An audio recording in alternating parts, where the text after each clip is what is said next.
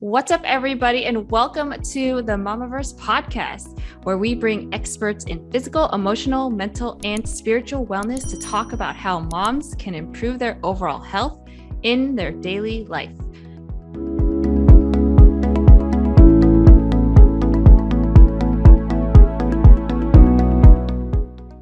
I'm your host, Tu-Hien Lee, and I have my friend Renae O'Neill as a guest for today. Hi, Renae.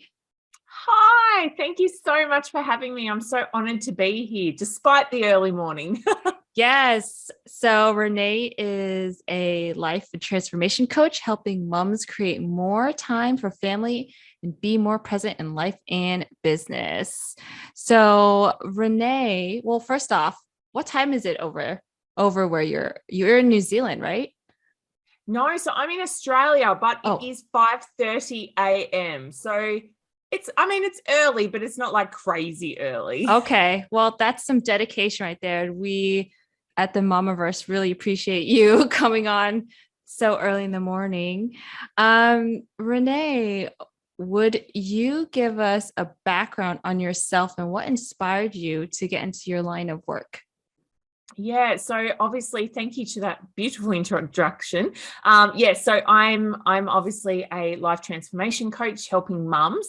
But first and foremost, I'm also a wife and a mum to two children. So I've got a 9-year-old daughter and my son. He's 5, but he's actually turning 6 in a week's time. So 2 kids. It's crazy to think that I've been a mum for like 9 years. That still just blows my mind. The time goes so fast. Oh my gosh, it's such a journey that leads us to kind of where we are. But I think for me, to try and keep it in a condensed version, doing what I do, I have so much passion with it because of the struggles that I have gone through. So when I was pregnant with each of my children, I had really, really difficult pregnancies. It's a long story into that, and we won't go into that. That's a whole episode in itself. But it left me with like post anxiety. So I ended up having anxiety after having my children, just because of the struggles that I'd been through in pregnancy. So when I was pregnant with each of them, I had to undergo a surgery. I was a high-risk pregnancy, so it was weekly appointments. I was on bed rest for most of my pregnancies. And there were times it was touch and go. You know, we were worried that there was points where we potentially could have lost our babies. So it was a very daunting process. And I think when you're a newer mum, being pregnant and the whole, motherhood journey is nerve-wracking as it is, because it's our first time. And so I ended up with anxiety, and I really struggled, being a mum. And I think with anxiety, that's always about like future focus, the what ifs, worrying about all these scenarios that we tend to think about. And it was really taking me away from like the present moment. And I felt like I wasn't enjoying the present moment quite like I wanted to be. And, it was a long, long process to get me to a point where I am now, where I'm living my best life. I'm really in the present moment. I'm enjoying the moments. And, because of that, and because it was such a long journey to get there, I now help women do the same. But because of the journey that I've been through, I've got all the tools and the experiences to help me, help these women transform their lives in a much more quicker time frame than what I had to endure. But yeah, so I'm really passionate about helping mums. Realistically, it's more about being like their best self, because if we're at our best self, then that has such a ripple effect with our families as well. Mm-hmm. I definitely agree. Which is why, like we wanted to build the Mamaverse, this self-care for moms, so we can be help to be our best selves and connect moms with experts like you to help, and talking about a lot of the things that you just mentioned. So you said that you had anxiety because it was about worrying about the future, and like learning how to basically be present in the moment kind of helps with that. So how do you balance? I don't know if balance is the right word, but how do you manage being present in the moment, yet still plan for the future to like reach your goals and like taking care of the, all the things that you're planning to do, like trips in school and stuff with the kids. Like, how does one do both? If that That's a makes really sense. good question. I think it's funny. We often hear the word like balance being thrown around, and there's such dividing opinions on that. For me, I don't believe in balance. Only because I think when we think of the term balance, we think of this like linear balance where everything's in, matching flow to each other. And I kind of don't believe that that's achievable when you're a mum and you're trying to do all of these things. I think it's more about kind of creating more harmony in life. And so I think, an analogy that I'll often give when I talk about like balance is thinking of somebody like juggling balls, and the balls in the air that we're throwing around are things like our business, our career, our work, our kids, our personal life, our romantic relationships, all the things that we've got going on in our life. They're the balls that we're juggling in the air. And I think it's a matter of knowing which of those balls are glass and they're the balls that we cannot drop, because if we drop those balls, they're going to break, they're going to shatter. There's going to be like an impact from that. But then also looking at, well, which of the balls are plastic and can from time to time drop when we need to, because we're doing our best trying to keep these other glass ones going. And so it's a juggling act, and it truly is a juggle, but knowing that we can create like a harmony in our life. And I think just knowing that sometimes brings a little bit of relief, because I think sometimes we have this idea that we have to have this perfect balance, and that expectation in itself is quite daunting. And you add in anxiety on top, and it snowballs. It just creates this big thing. And so I think one thing that I love to teach with my clients is coming back to the present moment. Because with anxiety or any kind of overwhelm, it's often this worrying about the future and the what if scenarios and really going down that rabbit hole. And so coming back to the present moment, and look, there's many different ways in which you can do that, but simply sometimes just taking 5 minutes to yourself to breathe, go to another room if you can. And, one thing you can do is like boxed breathing, where you like breathe in to the count of 4, you hold to the count of 4, you breathe out to the count of 4, and then you hold for the count of 4, and you repeat that cycle. It could be that you just put on a guided meditation. So there's apps, there's YouTube. I mean, there's so many things now that we can access, thankfully, that can help us kind of get back to ourselves, back to that present moment, and just concentrating on the right here and now. And I mean, look, anxiety in itself is a whole topic, isn't it? But I think we can get to a point where we can find what works for us, and knowing that there's no right way or one way. There are many different ways that we can use to help us in those moments. It's a matter of a little bit of trial and error to figure out what works for you. But coming back to that present moment, I think is really handy in those moments where you're feeling like it's all becoming a bit too much. Mm-hmm. Even I got to keep that in mind with myself, because when I think of the word balance, like work-life balance, I'm thinking like, okay, if I spent like 5 hours in work, I have to at least spend 5 hours with my daughter, maybe spend some time on myself. It's like, that's so, I don't know. Sometimes like days are not like that. Sometimes I really need to spend more time on my business. Sometimes I don't spend any time on my business, and I spend, with my family. And um sometimes it does like, overwhelm me when I feel like I can't get to everything. So I like your analogy about thinking about the glass balls versus the plastic balls, or which one is like, what are the absolutely like non-negotiables, like you have to do, and what are the ones that are like, just got to let this one go. Yeah, because I think it comes down to like your priorities. And of Mm-hmm. course, you walk through different seasons of life. So, there are times where we might be more demanded and needed in our mum role, and that's okay. Sometimes work and business might have to go on the back burner for a little bit. But then likewise, there are other times where our business needs to take a main focus or work is a main focus. And then we're a bit more demanded of our time and our energy in that role and a little bit less in mum life. And so it's this harmony of being able to go, okay, well, if I've just been through a season where I've been more demanded elsewhere, then I know that I need to give back to my kids a little bit more. And sort of it's like this toing and froing more than the balance, I think. And I think, Mm-hmm. working out, like you said, what your non-negotiables are, what your priorities are, and then adjust accordingly along the way. And I think sometimes just knowing that that's okay is enough, just to give you that little bit of a, oh, okay, it's all right to be like that. Because we tend to, we often set expectations on ourselves and then we can't meet them, and then we berate ourselves over it. And so that causes even more stress and more overwhelm, and it's just a vicious cycle that we can get in. Mm-hmm.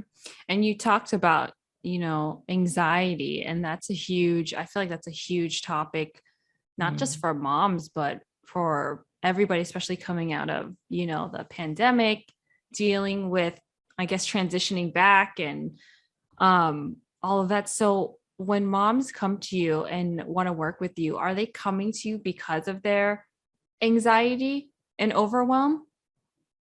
It's definitely more overwhelm. Mm-hmm. But having said that, it's interesting because I notice with a lot of clients that, I feel like mums in general, we all deal with overwhelm. But it's interesting because when we sort of dive deeper, there's sometimes, not always, but there's sometimes is that element of anxiety that's come into play as well.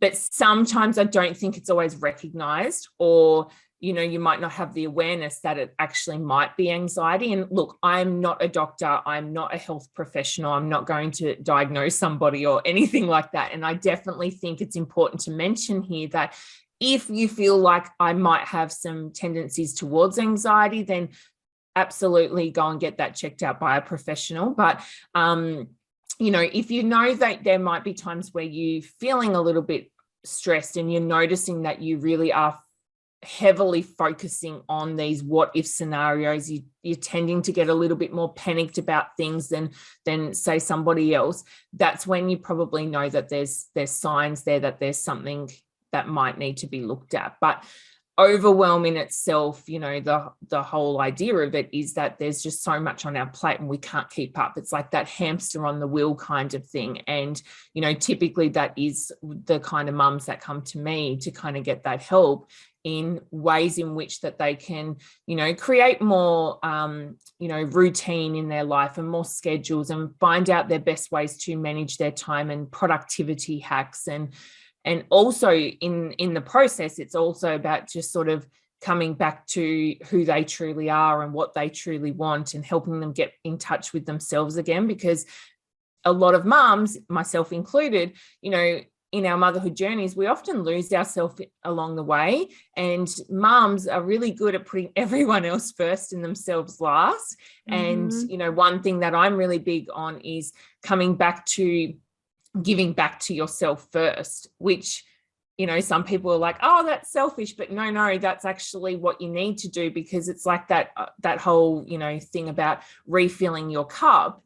Well, we Mm-hmm. don't want you just to refill your cup so then you can pour it back out again. We want your cup overflowing, and so that overflow is what you can give to everyone else and still keep something for yourself. And so I'm really big on mums taking time out for themselves, and that's going to look different mum to mum, depending on circumstances, scenarios, all that thing. But we can always find a little bit of time to give back to ourselves each and every day, even if it's just 10-15 minutes. It doesn't have to be hours at a day spa. It can just be really small pockets of time when and where you can. Yeah. The Mamaverse agrees with that.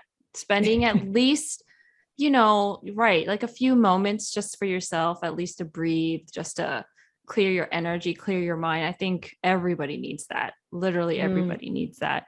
So you touched upon some time management hacks and productivity hacks. I would love to dive more into those.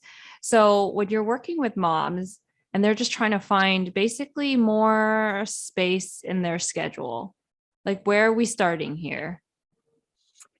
The first step that I actually walk my clients through, which is a little bit daunting, I'm going to be honest, is we need to kind of create an awareness. So looking at how you're currently spending your time.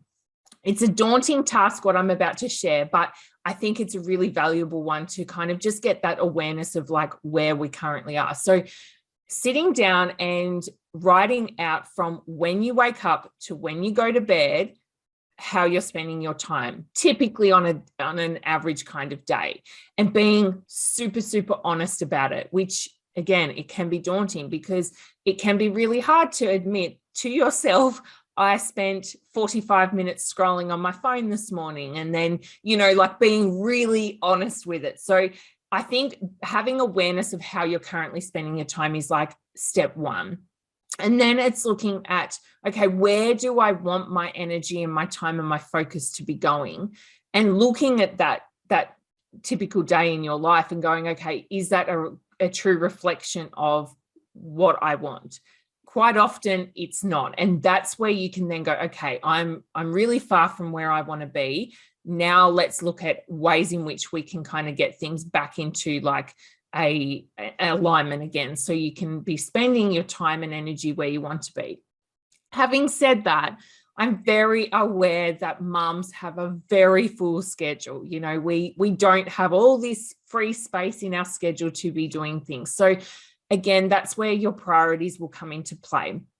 But I think a few tips that I would really love to give so people can have this like tangible thing that they can walk away with is one thing that you can do in terms of like managing your time and creating like a schedule for yourself is time blocking. Now, when we think of time blocking, it's like, okay, we know, like, we could do a block of time from say 5 a.m. to 7 a.m. That's when we get up, we get kids ready, we have breakfast, da, da, da, da, da. Your time blocks can be different spaces of time. It doesn't need to be a set 2-hour block throughout the whole day. It can be all different times. You can also do, group things together within those time blocks as well. So you don't have to do this strict schedule. I think sometimes when we hear the word like scheduling or time blocking, it's like strict. And I know that when you're a mum, you need to be able to adapt. Like I shared with you before we started recording, my kids are home today and they would normally be going to school today. So that's just thrown everything into, mayhem, I suppose you'd say. But, I can adapt along the way. And I think time blocking is really good for that because you can put set things into a time block and you can maneuver that around wherever you see fit. And so your time blocks might be that when your little ones nap, that's when you spend some time in your business, or you might wake up earlier in the morning and spend some time on your business then. So you can do these little time blocks, and I won't go too far into that because you can obviously look that up for yourself. But another thing that I like to offer is an accomplishment list each day. So rather than a to-do list where people would traditionally write out all the things that they've got to do, and they will look at this really long list because we tend to write a million things on it. And then that in itself becomes really overwhelming because we look at the list and we're like, oh my gosh, how am I going to achieve that? But like, I've got so much on. And then this like, the thought patterns start coming into play, and then we feel overwhelmed, and then we don't have the energy to show up and do the things. It's just too much sometimes. So what I like to do is an accomplishment list, and I just write down 3 things. So I might have a million things on my list, but I go, okay, well, what are the 3 things that I absolutely have to get done today? And I write them down. And the reason it's an accomplishment list is because sometimes just thinking to-do list, it's just this mind hack where it's like, that's just too much on my plate. Accomplishment, however, feels good. It just has that different feeling to it. And when you cross it off your list, it's like, achieved something, like I've accomplished something. And quite often you will cross out 3 things and you'll keep doing more, because then you get in like this, good rhythm. You'll end up achieving far more anyway. But it's just also a little hack to kind of help you prioritize down, because it forces you to go, I've only got 3. What are those 3? And let's do those. And then the other one is introducing what, this is something that a lot of people are now aware of, but power hour. So it's an hour of time that you allocate yourself each day, and it is that catch-up time. So for me, I do my power hour from 7 p.m. to 8 p.m. because my kids are in bed in that time frame. They're not always asleep, let's be honest, but they're in bed, and typically, they stay in there. Not always.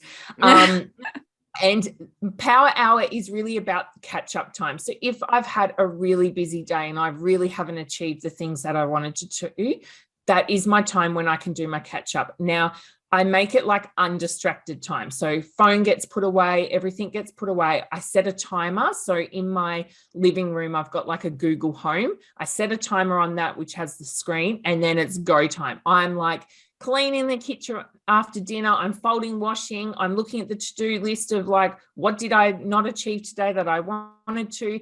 And I just go to town. And it sounds crazy because it's like 1 hour and you don't think that sounds like that much time, but boy, do I achieve a lot in 1 hour. It's like that whole, if you've got a friend coming over, you can whip around your house and clean it in like 2 minutes flat. So it's that kind of thing. And I'll often like get everything done and I'll go back out and check the timer and I've still got like 20 minutes. And so then I'm like, okay, well, what else can I achieve? Or I might look at the timer and be like, you know what, 20 minutes, I'm going to take that for myself and I'm going to go sit and watch Netflix. So power hour is another good hack, and you can do it at any time of your day. You might feel like half an hour is enough for you. Schedule just that little pocket of time that's like your catch up.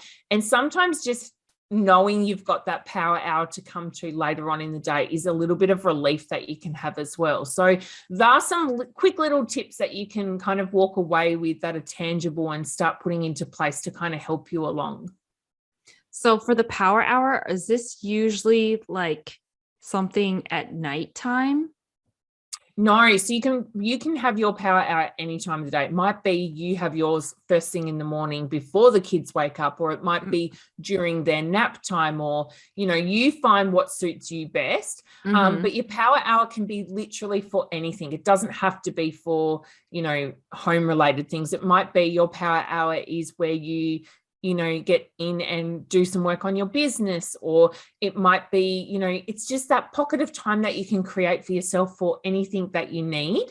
But I find doing the catch up first just helps you feel like you're back on top of everything. And again, it helps with that overwhelm as well. I love that tip. I'm going to start doing that because it's everything you said. Like I've got this long to-do list and I'm like, oh my gosh, how can I do it all? You know what? I think I'm not going to do any of it. And then just carries over to the next day. And so it's like a slow chip, like throughout the week, but that power hour, you're just highly focused on whatever is that one thing you do at a time, like one thing at a time, really. Yeah. Yeah. And the countdown, I think, helps because it's like if you can have that visual, it might be on your phone or something else, but you can see the time like ticking down. And so you tend to just go in this like crazy mode of like whipping around the house doing a million things. And then you end up with all this time left over and you're like, wow, I achieved so much in that time. I love it. Awesome. So Renae, do you have like one big takeaway you can share with our moms about how they can, just overcome their overwhelm? What's like the first thing they should do? I think it's about just recognizing how well you're actually doing, because as mums, we're so hard on ourselves. And I think, we sometimes go, when we're in that state of overwhelm, we tend to go to the negative, thinking we're not doing enough, like we should be doing more of this, and all of these stories come up. And I think just looking at all the things that you're doing really, really well and knowing that you are actually doing a really good job. I think the thing is, if we're feeling like we're not doing enough, or we're feeling overwhelmed because there's so much on our plate. It's actually because we really love and care, and we're doing our best to do our best. And I think acknowledging that is a really good start. I think it's also being able to just accept the season of life that you're in, which, trust me, I know that can be really hard. When we might have all these ambitions and things that we're wanting to do, particularly for those of us that have businesses or a career that we're also wanting to have alongside motherhood. I think, it can be really difficult when our priorities are that, we might have really little kids at the moment, or we might have kids that are sick, or, there's all these things that come into it. And it can be hard when it feels like it might be taking us away from the things that we're wanting to be doing. But sometimes I think having acceptance of, this is the season of life that I'm in currently and right now, but knowing that it won't last forever. And, there'll become a time where things change and you might have a little bit more time freedom that you can dedicate to other things. But sometimes I think that acceptance can make such a difference, because we can have less. It's not that we have resentment, family-wise or towards our children or anything like that, but we can hold on to like a bit of a resentment of like, I want to be doing all these things and I feel like I can't, and like that restriction. So I think just accepting that this is a season of life, things will change, and, you'll get back a little bit more time as things progress on. And that sometimes can just help you when you're trying to juggle everything as well. And, being present, I think, is a huge key, not just to overwhelm, but to anything in general, coming back to that present moment and focusing on right here. I know for me in running a business and being a mum, there definitely are times where I might be with the kids, but my mind is on my business, or I might be in my business, but the mind is on the kids. And, all of these things happen. And so coming back to the present moment, focusing on right here and right now, just offers that little bit of relief as well. That's great. These are such great tips. So, Renae, where can our audience find you and connect with you? So my favorite place to hang out is on Instagram. So you'll find me at Renae.O'Neill. But of course, you've also got my website, which is RenaeO'Neill.com. And I also have a podcast myself, which you are coming up as a guest on very, very soon, which is Embracing Life. So you'll have to check out the episode that we do together. Yay. So Renae is awesome. Definitely go give her a follow, connect with her. Check out her Instagram and the tips that she shares. She's great. Her energy is great. She's so fun. Renae, you're so fun. Thank you so much. Thank you. Thank you so much. I'm so glad that we connected. This is one of the things I love most about social media, is that you get to connect with people like yourself and like-minded people. And I just love that. And I love that we've been able to collaborate. So yes, thank you. Yes. So thank you so much for joining us on the Mamaverse podcast. For those who are tuning in, make sure you like and subscribe us, and we will catch you on the next episode.